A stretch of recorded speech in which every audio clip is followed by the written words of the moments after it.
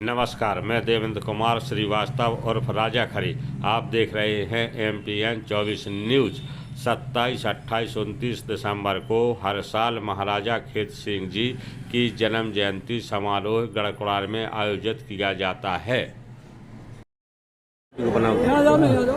शुभम करोति कल्याणम आरोग्यम सुख संपदाम सर्व विघ्न विनाशाय दीपम ज्योति नमोस्तुते। दीप प्रज्वलन के साथ ही खुशियों का दीप जला है, आस्था का दीप जला है, प्रेम और विश्वास का दीप जला है, श्रद्धा का दीप जला है। गढ़कुड़ार की इस पावन पवित्र धरती पर हमारे आज के माननीय मुख्य अतिथि और माननीय विधायक अनिल जैन जी और अन्य सभी अतिथियों की गरिमामयी उपस्थिति में मैं बहुत बहुत आभार और धन्यवाद करता हूँ। ये भव्य समारोह के शुभारंभ का आगाज हो गया है। हमारे अन्य सभी अतिथिगण भी दीप प्रज्वलन और पूजन अर्चन में अपनी सहभागिता कर रहे हैं। आप सबका बहुत बहुत स्वागत है, अभिनंदन है।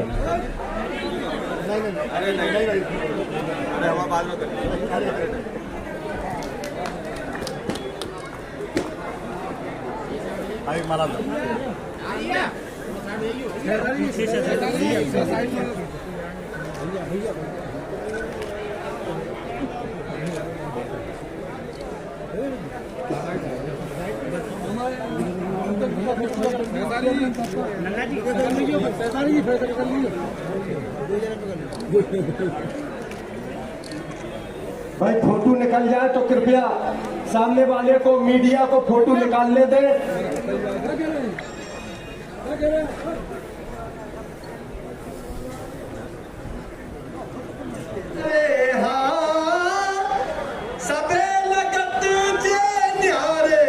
विधायक सब जन के प्यारे कि भाजपा की छांव तले में, भाजपा की छांव तले में और सबके काज समारे विधायक अनिल जैन है प्यारे, विधायक अनिल जैन जी प्यारे।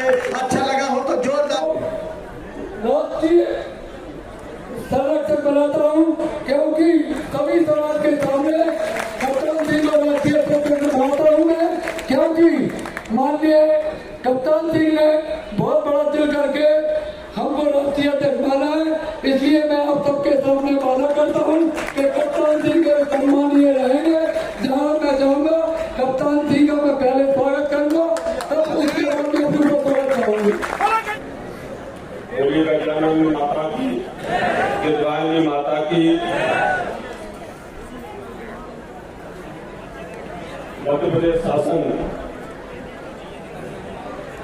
के संस्कृति विभाग द्वारा आयोजित गढ़कुड़ार महोत्सव के इस अवसर पर मेरे इस कार्यक्रम के आयोजक और क्षत्रिय खलार समाज के राष्ट्रीय अध्यक्ष परम सम्मानीय रामेश मुरारजी संरक्षक की भूमिका में, जिन्होंने निश्चित रूप से एक बड़ा एक बन करके रमेश नड्डा को अपना राष्ट्रीय अध्यक्ष बनाकर एक सम्मान दिया। आदरणीय कप्तान सिंह जी, निश्चित रूप से मैं आपको बधाई देता हूं और शुभकामनाएं भी देता हूं। जो आज आपने एक मिसाल कायम की,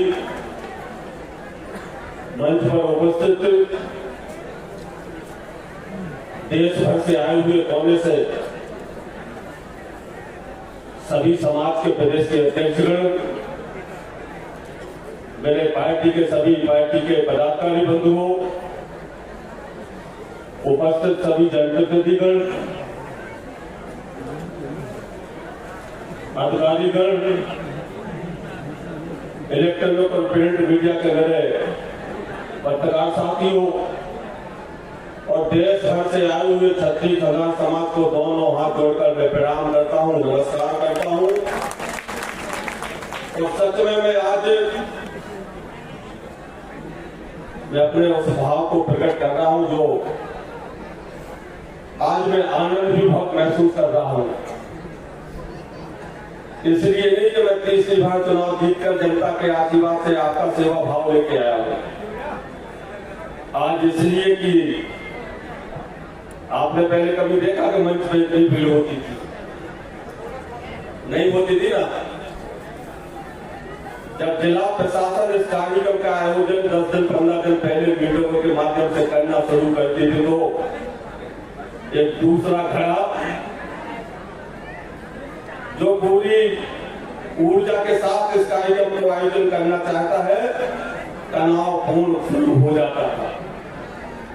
रमेश नन्ना अपनी तरफ, दूसरा ग्रुप अपनी तरफ। अब समाज इस मंच को देखती थी कि ऐसे वातावरण में हम समाज की एकता का क्या संदेश लेके जाएं। आज ये भ्रम भी टूट गया।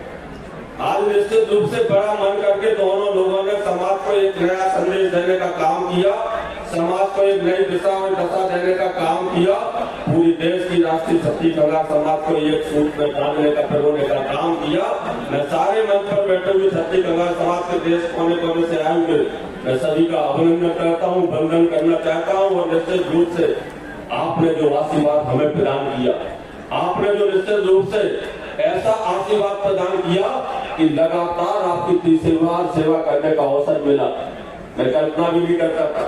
मुझे लगता था कि इस बार मेरे को साथीगण कई प्रकार की चर्चाएं करते थे, लेकिन कहीं ना कहीं देवियों की कृपा, देवी माता की कृपा और ऐसी कृपा हुई कि सारे भ्रम टूटे और फिर आपकी जनता की सेवा करने का मैं फिर आपके बीच में आएगा। लेकिन छत्तीसगढ़ समाज के साथ तो निश्चित रूप से अभिनंदन बंधन करूंगा। मेरी क्षेत्र की जनता इस कार्यक्रम में साथ सम्मिलित होती है, उनका भी अभिनंदन करूंगा, उनका भी बंधन करूंगा।